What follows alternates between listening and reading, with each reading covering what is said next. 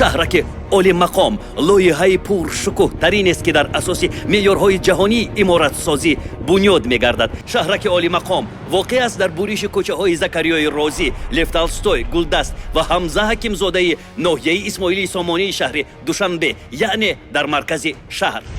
تاج معمار، آفرنده زیبایی در زمینه صفت.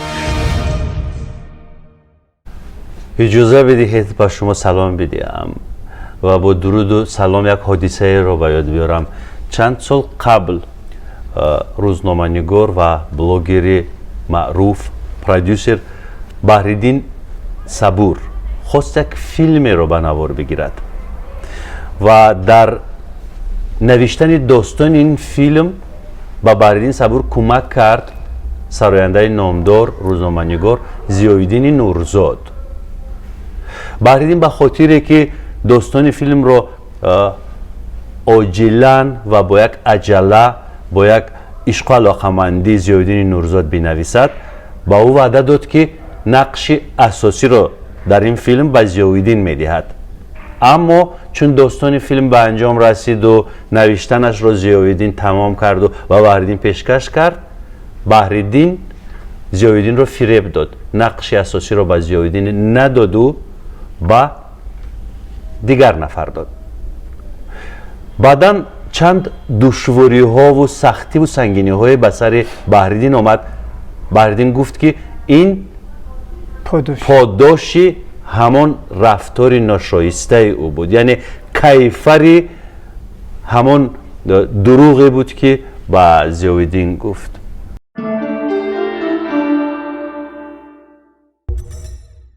درود بحرالدین. سلام علیکم. درود میگویم به تمام تماشابینان کانال یکی آرزو که امروز واقعا بسیار یکی از شبکه‌های فعالترین است و به تمام تماشابینان سعادت زندگی میخواهم. بحرالدین چه اتفاق افتاد؟ چرا در آن فیلم شما نقش اساسی را طوری که وعده داده بودید به ضیاءالدین پیشکش نکردید؟ این فیلم چی فیلم بود؟ واقعا سال 2011 با همراهی ضیاءالدین نورزاد که استاد اولین من در آن همین سمت است، یک داستانی زیبایی، یک قصه زیبایی فیلم نوشتیم. بعد از غروب بود نامش. بعد از غروب. بعد از غروب ما تقریبا 10 شبانه روز این قصه رو نویساندیم، به اتمام رسانیدیم و از روی نقشه باید که ضیاءالدین نورزاد در آفرنده نقش اساس باید که بازی میکرد. خلاص پیشنهاد همین گونه شد که واقعا هم ضیاءالدین در همون نقش چهرهش موافق نیست. کی به این خلاصه آمد؟ ما در یک جایگی در یک جایگی یعنی کی؟ من بودم. کی گفت که چهره ضیاءالدین موافق نیست؟ خلاصه همش همین بود. راست گپ خلاصه هممون. همه یعنی کی؟ من کارگردان کی بود؟ کارگردان اسمش مخفی است، خیلی نگویم. کی؟ فاروق سفروف.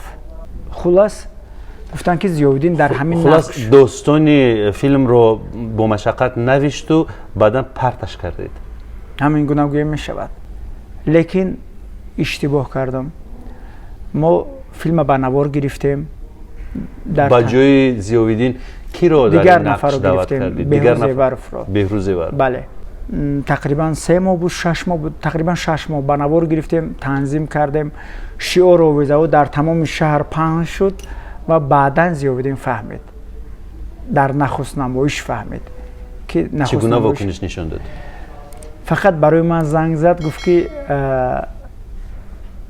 نزدیکترین نفر گفت تو بودی که بر پشت من گفت شمشیر زده، خنجر زده گفت و بسیار دلازرده شد، به نهایت از من رنجید و به نهایت آهم کشید. شما چی گفتید به او؟ من فقط گفتم که عذر میخواهم. چرا ضیاءالدین رو انتخاب نکردید؟ با شما چگونه چگونه مثلا سیما لازم بود؟ واقعا برای ما در این نقش که این نقش همچون یک مرد ثروتمند باید در فیلم نشان داده میشد، یک مردی واقعا چرا زیادی نمیتوانست مردی ثروتمند رو نمیتوانست. برای ما کمی یک مردی تنومندی با وقار لازم بود و فکر میکنم که چهره ضیاءالدین کمی برای اجرای همین نقش کمی جوانتر بود. در کار اشتباه نشد، لیکن در سمت دوستی اشتباه شد.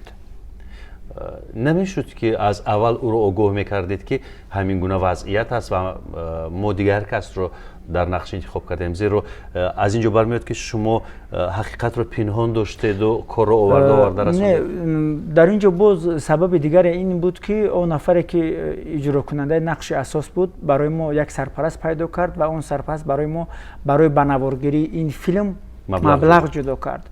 ما در اینجا هم تنقیصی از مبلغ هم داشتیم. بله، از حساب مبلغ هم داشتیم. اگر من ضیاءالدین رو میگرفتم در این نقش شاید فیلم 2-3 سال و سرپرست از دست میرفت. سرپرست هم از دست میرفت و شاید فیلم 2-3 سال پس شاید روی نوار می آمد. با اون خاطر که سرپرست نداشتیم. یعنی میتوان گفت که شما به خاطر مبلغ و سرپرست ضیاءالدین رو پرت کردید. نه، هم به خاطر مبلغ سرپرست، هم به خاطر اونه که چهرهش به اون نقش موافق نبود.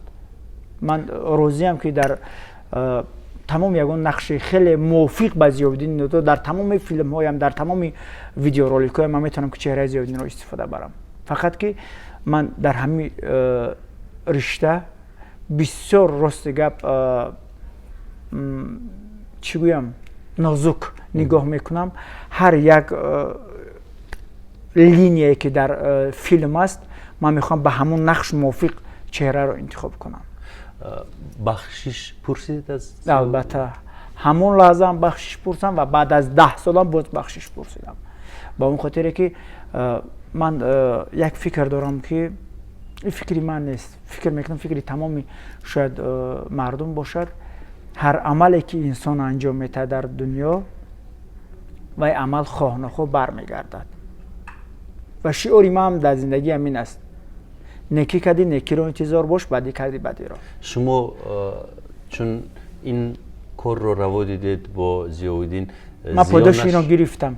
البته گرفتم. من وقتی که دو سال 2011 گویم ضیاءالدین رو سخت رنجانیدم و در 2019 بگیم که 8 سال پس 7 سال پس باز نفری پیدا شد که دوست نزدیک من که مرا همین گونه که چگونه که من با قول ضیاءالدین با پشتی و خنجر زدم 10 مراتب زیادتر از اون بر پشت من خنجر بزند. و این هم باشد یک دوست، یک برادری ما بود که خیلی من نمیتونم رو علاقه دیگه برادر بگم و حتی دوستم نفری که ادمین کانال ما بود. تماشابینان شما شاید که یاد داشته باشن ما یک کانال داشتیم در یوتیوب، شبکه پیشرفت تیجی بود و یک مدت نیست شد و من باز با کانال نو پدید آمدم، پیشرفت تیوی. و همون کانال ما رو همونی که بگیم که دوست بود با من، همکار بود، همون نفر برباد داد. چرا؟ سببش چی بود؟ سببش اونه که من شاید 1 ماه یا 2 ماه شب روزی که اوج کرانتین بود من همون پول کانال را پرداخت کرده و همون مزد مهنتی همون که چند فایزی که همون بچه باید میگیرید همون را پرداخت کرده نتوانستم. به همین خاطر یگان نفهمی هم نشد. فقط زنگ زد گفت که کانال تا ما اودالیت کردم. گفتم چرا؟ گفت برای که پولی مرا نداده. گفت بعدا مبلغ پیدا نکردید که مبلغش رو پرداخت کنید؟ نه، بعدا پیدا کردم. من گفتم بیا من مبلغ تو رو 2 برابر زیادتر پیشنهاد میکنم، کانال مرا برگردون. لیکن من دیگر عموما راضی نشد. قطعی من وا خوردند، قطعی من گپ زدند. کی بود اون مأمور شما؟ من راست گپ نمیخوام دربارش حرف بزنم و مطمئنم و باورم. چند هزار علاقمند داشت اون شبکه؟ 115,000. 115,000 ابونچی داشت. بله، به قول پدپیس چک. در 1 سال من از صفر 115,000 پدپیس چک ابونچی جمع کرده بودم. گویم که او یک کارگاهی ما بود که من با همه امید از صبح مثال میخستم، با امید یک ایجاد یک کاری تازه و او برباد رفت. و بعدن چی شد؟ تقدیر اون کانال؟ هیچی. یک هفته قبل همین کار ما پدر ما دست داده بودم دیگه. برای ما کانال برای ما یگون چی مهم نبود. بسیار یک استرس بزرگ داشتم به نهایت و ما فکر کردم که همه جا زندگی ما پایان می‌یابد. ما در همون شب روز شما در کنار بوده. بله یادم. فکر نمی‌کردم که من باز دوباره میتوانم یک شبکه یک کانال باز برقرار کرده و باز با تماشابینان خود روبرو شده. من امیدم نداشتم. لیکن خداوند بسیار مهربان است و همین عملی که همین شکستی که برای ما دادند، من همین خود را از رنجش قلب ضیاءالدین نورزاد میبینم که من 8 سال یا 10 سال قبل همون جوانمرد آزرده بودم، بسیار از من رنجیده بود. این شکستی که من دیدم عملی همون دلرنجانی ما بود. یعنی که ما قلب یه آدم رنجانیدم، مرا 10 مراتب زیاد قلب ما رنجانیدن و شکستند. و حیات همین است، همین است. هر عملی که میکنی حتما وای به پاداش نمیماند. من فکر میکنم که بزرگترین گناه شکستن قلب یک انسان است. بحریدین شبکه نو شدید؟ بله. باز من حالا چگونه است نام شبکه‌تان؟ پیشرفت تیوی. پیشرفت تیجی بود، پیشرفت تیوی شد. بله. آها. حالا چند ابونه چی دارد؟ 200,000. 200,000. بله. در ظرف چند ماه؟ یک سال. نه 1 سال شد. 1 سال می شود. 1 سال. باز 200,000 جمع شد. بله. در این باره با ضیاءالدین گفتید که من مثلا کیفر اون بله خیانتی رو که به شما کردم حالا میکشم؟ بله بله بله. چی گفتید به ضیاءالدین؟ 3-4 سال از من رنجیده بود، با من حرف نمیزد. 3-4 سال من احساس میکنم که وای چقدر رنج کشیده است. من احساس کردم، بعدا من فهمیدم که واقعا من چگونه قلبی را شکسته بودم. و خیلی برای تماشابین شاید این یک چیزی باشد که میگن خیچی در رول نگرفتهش وزیق شده، نه که برای ایجادکار این چیز نیست. بله. برای ایجادکار این یک به حد یک ضربه بزرگ روحی است. و یکی شاید برای تماشابینایی که این لحظه میگن خیچی کانالش 115,000 پادپیسچی داشته او دلیت کردن بچه هم شکسته، البته شکسته. طول 1 سال تو خونی جگر میشوی، 1001 ایده تولید میکنی، او را روی نوار میاری، تنظیم میکنی، پیشنهاد میکنی و اون میشه برباد میره. و جمع کردن 120,000 ابونه چه کاری آسان هم بله. و اینک شما هم به فکرم که به درد من میفهمید که این چگونه شما درک میکنید و اون نفرانی درک میکنن این چیزا که خود شبکه دارن، خود کانال دارن و چگونه زحمت ها میکشن تا اودیتوریا پیدا کنن. من فقط در حیرت از یک چیز بودم. شما که بردین اینقدر یوتیوب رو خوب میفهمید، طرز کار کردن در یوتیوب رو، مثلا تماشابین یوتیوب رو درک میکنید، من در حیرت بودم که چرا شما رمز کلید واژه ها رو با همون مأموران باور کردید و دادید؟ کلید واژه ها رو چرا شما باور؟ امروز که من در زندگی بسیار زود باورم، به نهایت زود باورم و هر نفری که همین جهاز یک نفر بیاد در پیش ما گریه کنه، ما میخوام چی دارایی داشته باشم برآورده میشه. بسیار زود باورم در زندگی. یعنی به همون مأمور باور کردید؟ کلید واژه و رمز و همه چی رو ما داده بودم شه. حالا چی در این شبکه نو چی باز هم کلید واژه ها رو به مأمور نو دادید یا خودم از تلفن موبیلی کنترل میکنم، لیکن ادمینم دارد. نمیترسید که باز به همین دشواری روبرو نشوید؟ من دیگر از یگون چیز نمیترسم، دیگر از یگون چیز نمیترسم و همین از دست دادن کانال برای ما یک مکتب بزرگ شد. من انسان ها را شناختم. من همون نفری که در بالای ماشینی که تابوت پدری من در دست من است، همون نفر در کنار ما بود. او یکی خیست همه کار برای ما انجام داد. ما دیگه از یگون انسان دیگه ما با کی باور کنم؟ یعنی تابوت پدری مرا کنار من 1 هفته قبل همه کار رو برداشته برد تا مزار، لیکن یک هفته پس در حق من همین کارو کرد. ما باوریم از دست دادم. ما قطعی همه رفیقا و دوستان میشینم، هر گونه ای که لازم باشد صحبت میکنم، درد دل میکنم، لیکن ما باور نمیکنم دیگه. من همین گونه فکر دارم که یگان چی در دنیا به حکمت نیست، حتی لرزیدن یک شاخ درخت. و به همین موضوع مانند یعنی که چون گفتم که نکی کردی نکی رو انتظار باش، بدی کردی بدی رو. روزی بود که من میخواستم برای فرزند خودم که تست داشت میخواستم یک داروواری خرید کنم، اما مبلغ نداشتم. همون اوج کرانتین ده رو براه میخواد از خونه برآمدم. همین قدری که ماشینم سوزشواری داشت. ماشین رو گرم کردم و برآمدم از داخل بیناها برای کلان که یک مرد و زن ایستادگی بود، کناری رو معیوب بودند، هر دو معیوب بود. و نزدشان ایستادم، گفتم که به کدام سمت میروین، کجا میروین؟ گفتن که به بیمارخانه مخصوص برای همین گونه کلان سالان در محله 63 است. خانه ما در 65. خب بردم به نزد امان درآمدگاه، اونجا ماندم. بسیار دعا کردن و من که برای رزق روزی از خانه برآمده بودم که گفتم که دیگر یگان کارم نبود، یگان نمیدونستم کجا بروم. خوب بعد از دعای اونها تقریبا 10 دقیقه گذشت که برای من یک نفر زنگ زد، گفت که کجا هستی؟ گفتم در شهر هستم. گفت که بیا یک ویدیو رولک ثبت میکنیم و برای تو مبلغ پرداخت میکنم. گفتم باقی نیست. کجایی تو؟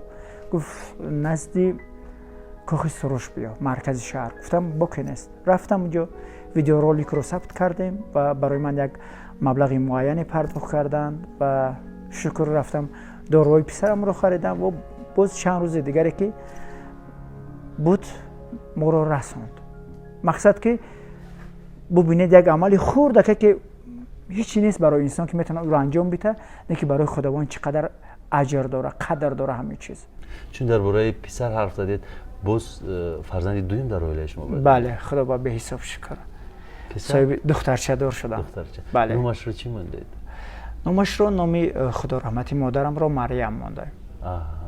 به خاطر روان، به خاطر اسم مادرم از همون فضای خاندان. بله 7 سال. 7 سال. بله. پسرچه تولد شد و با پای قدم پسر با 5 سال پس باز دختر. عجب. اویله آهسته آهسته بسته میشه. ان شاء الله، خدا با شکر. بحریدین، حالا چی نقشه ها دارید؟ حالا یک فیلم نو رو طراحی کرده ایستادیم. همه روزا در اینستاگرام میپرسن که اسم فیلم چیست، نمیگویم و اولین بار در برنامه شما میگویم به خاطر تماشابینان بسیار هم نازک پسند شما. فیلم نو 4 سری است. سنگ به گوری لیلی. سنگ به گوری لیلی. بله. یک خیلی نامی شناس است برای من. بله، این اسم کتابی خورشید عطاالله است که ترانه های بسیار زیبا دارد این کتاب و ما گرفتیم همین رو اسم رو. این کتاب رو من چندین سال خورشید عطاالله البته چندین سال پیش این کتاب رو خوانده بودم. اسم بسیار برام سنگ به گوری لیلی. سنگ به گوری لیلی بسیار برام پسند آمد. در نقش ها که هایند برای من جالب شد. در نقش ها من به قول یک تیم ایجادی خود رو دارم و هنرمندانی هستن که بسیار دوست می‌دارم، قطعاً همکاری کردن. مثال ماهپیکر. مطمئنم که ماهپیکر اونجا هست. ماهپیکر بی هم تو. بله، ماهپیکر یار و هست اونجا. صلاح الدین شکور یک نقش بسیار وزمین رو می‌بازد. پدری که در روز بهترین حیات فرزندش دخترش رو از دست می‌دهد. و یک از دخترها کی است؟ دخترها از تئاتر لاهوتی هستند. نقش آفرینده اساس گلمیره. یک دخترک است، گلمیره احرارова. فکر میکنم که کارگردان فیلم کی است؟ کارگردان فیلم صلاح باقیف، یک برادرم که صلاح میشه. صلاح امانی که با من در بندوبست نواربردار طاهر شریپوف، رجب علی. بله. توخه. بله. طاهر شریپوف نواربرداری بهترین کانال من، رجب علی محمودوف هم نواربردار و هم تنظیمگر در این کانال. تیم خودم است. کار رو علاقه شروع کردید؟ کار علاقه به اتمام رسید. فقط نخست نمایشش مونده است، تمام. کی نشر می شود؟ در همین ماه ینور انشالله اگر خداوند زنده و امان باشم باید رونمایی میکنم؟ بله رونمایی میکنم و اولین دعوتنامه با اسم شما نوشته میشه منتظر و میمونم. با اسم یکی شهرت که در اینجا در فیلم قصر غم بسیار ما را دستگیری کرده بودند و یکی از این یگان جای شبهه نیست که بهترین نواربرداری کشور شهرت قربان. دستگیری مالی از جانب کی شد در این فیلم؟ در این فیلم ما همکاری کردیم با شرکت ویگا فارم. بسیار ما را دستگیری کردند. جهانی سپاس. رونمایی در کجا برگزار می‌گردد؟ از روی نقشه باید که در کاخ سروش شود. خیلی خوب، منتظر میمونیم و با بهردین باز یک چیز دیگر رو میخواهم پیشنهاد بدم. در برابر رونمایی من از شما خواهش میکنم که رمز و کلیدواژه‌های شبکه‌تون رو در پیش خودتون نگه بدارید. شما گفتید به من توصیه هم دادید، لیکن گفتم کو با وجود تمام باور نکردن هایم باز بسیار باور میکنم. باور میکنم. باور لیکن میگم باوری نمی ایمان و من اگر همین روز به یک موفقیت نایل بگردم من حتما میگم که شاید در نزد خداوند من یگان عملی کردم که خداوند پاداش ما را داد. اگر من با یک مصیبت دچار بشم من حتما میگم که من یگان رفتار نادرست نالازم قلب یگان نفر شاید شکستم، شاید یگان کار ناخوب کردم که من این مصیبت ما پاداش همان عمل است. اون نفر حتما جواب میگیرد، بعد از 10 سال هم باشد و جواب میگیرد. برای که شب روزه که ما به حد در یک حالت ناگوار بودم، خداوند هیچ نفر را در این حالت نشان ندهد. در همون حالت بگم که من خودم در یک سراخی خودم در یک چاه بودم و این نفر مرا به همون چاه سخت‌تر باز افکند. بله تله داد و فکر میکنم پاداش انتظار باشد حتما و خدا کند که همون چیزی که به سر او میآید او اگر عقلش باشد قبول کرده بتواند که همین پاداش همان است که من قلب بهردین 10 سال پیش یا 5 سال پیش یا 1 سال پیش شکسته بودم. همین مصیبت من پاداش همان است. برای که انسانیت وقتی که در شکست است رو به خداوند میآورد. من دیگر هیچ کار نکردم. من نه ملیسا رفتم، نه بالینسا رفتم، نه پروکراتور رفتم. گرچه که من شهرنامه داشتم، من یگان جا نرفتم. من به خداوند سپاریدم. گفتم خداوند خودش پاداش همین آدم خودت بر بگردان. نگفتم که خداوند را بزند، خداوند سرشته‌اش کند، خداوند بینوایش، هیچی نگفتم. گفتم خداوند پاداش همین عملش را خودت براش هدیه کن. یعنی هر آنچه کاشتی همون رو میگیری و این بدون یگان شرح و شبهه باید که هر انسان در خودش در نزد وجدانی خودش اینو باید قبول کرده باشد.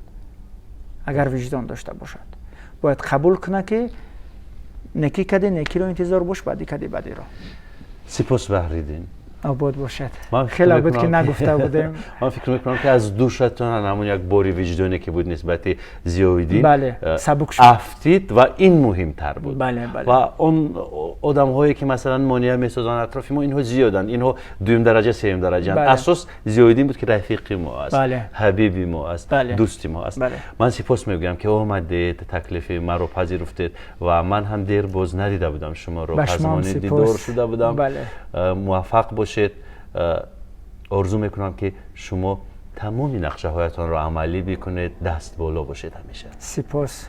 در سال 2022 میخواهم یک دنیا محبت، یک عالم زیبایی، یک بحر صداقت، یک آسمان نور،